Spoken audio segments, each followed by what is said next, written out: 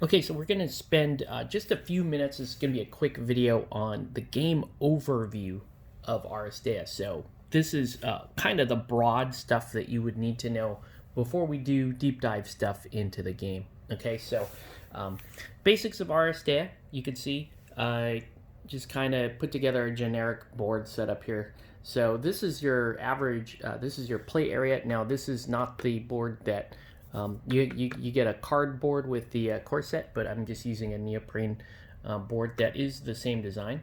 But you can see the board's about a 2x2 area that you're going to play on. Each player is going to control 4 characters, or we call them aristos in this game. So you're going to come up with their, based on your based on who you have, you're going to select your 4 characters to make up your team of aristos, and each character will have an initiative card. Okay, so this is one team, for example, right? And the combined initiative of this team gets compared to the combined initiative of the other team, and that determines an underdog mechanic, which will help determine who gets to go in the case of ties, and also who gets to control some of these scenario specifics, such as when a scoring zone changes and so on. Okay, so you can see it's a hex-based board. Characters all have their own individual character cards. So here's a character card, and we'll go over the anatomy of a character card. But in addition to a character card, characters are also going to have 4 tactics specific to that character. You can see there's a gata card right there. We'll go over that as well. So typically what would happen, let's say there's a scoring zone, usually starts in the middle there, and then players determine their deployment zones. I just kind of set this up randomly, so these characters may have already activated and so on.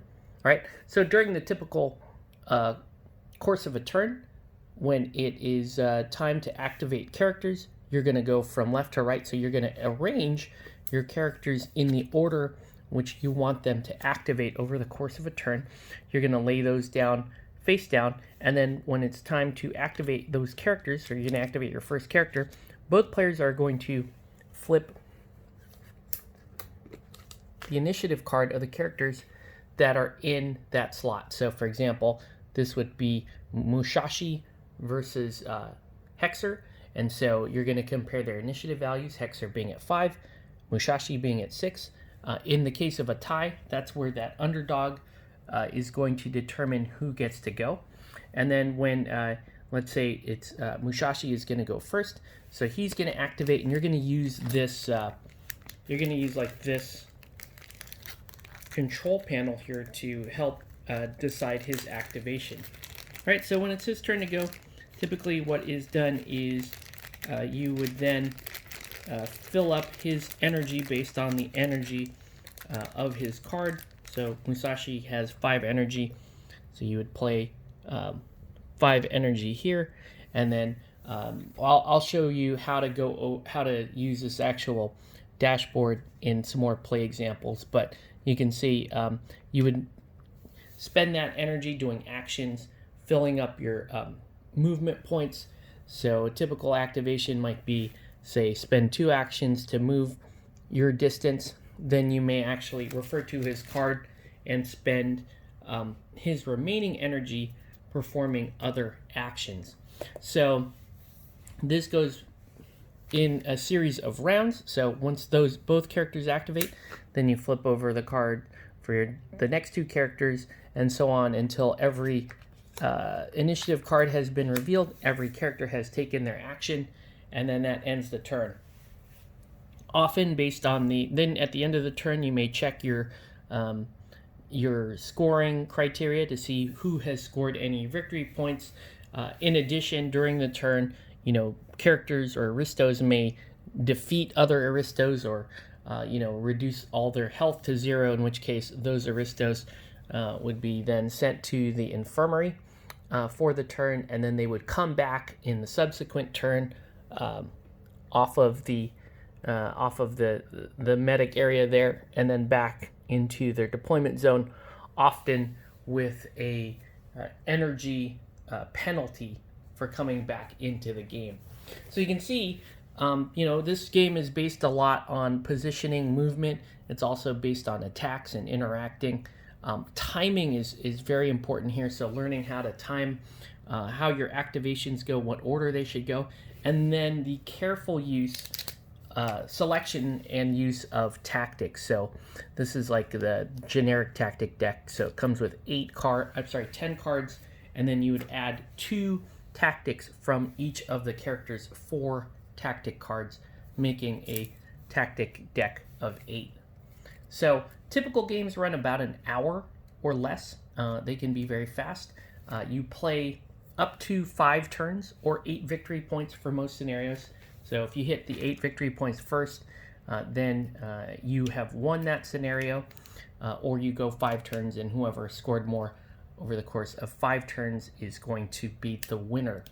So very fast game. Another thing to point out, which is pretty important, is the dice system. So Aristeia uses this little system of tiered dice. Okay, so there are several different colors of dice in your pack, and so here's some of the different dice you can have. It looks like it looks like you've got 6 different types of dice total. Some of the dice are very defensive, like say the green there. Some of them are more offensive, like red.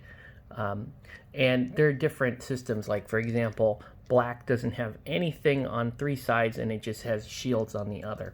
So when you're doing interactions or attack rolls, attacker gets to roll a specific combination of these dice. Defender gets to roll whatever the defense uses. And then you can also play tactics to give you more dice during those rolls. So for example, you might add a yellow die to that roll. Okay, and so when those rolls are carried out, then it's a matter of checking the defender versus the attacker. That's a super not legal combination there usually, but you would compare, the attacker would compare stars versus the defender's shields. Also, another thing to point out is triggers. So this is very important too.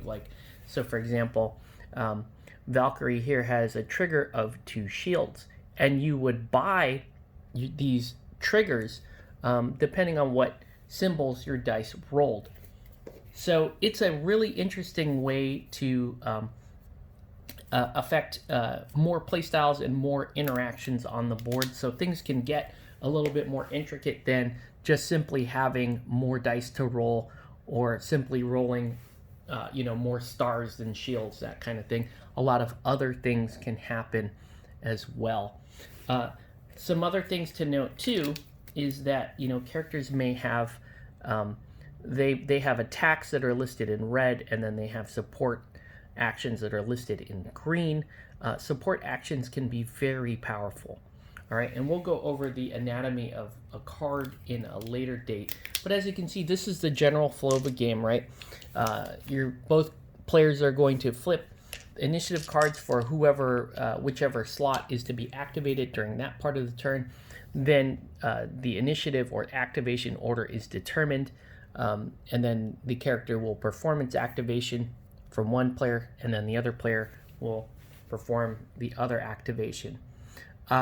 That's a pretty simple overview of how this game works, but as you can see, it's a pretty fast game with some intricacy buried in it, right? Like I said, depending on what kind of dice your particular skill has, what tactic you're playing at the time, and any other specific triggers or abilities that your character may have can really affect how all of these character interactions pan out for you.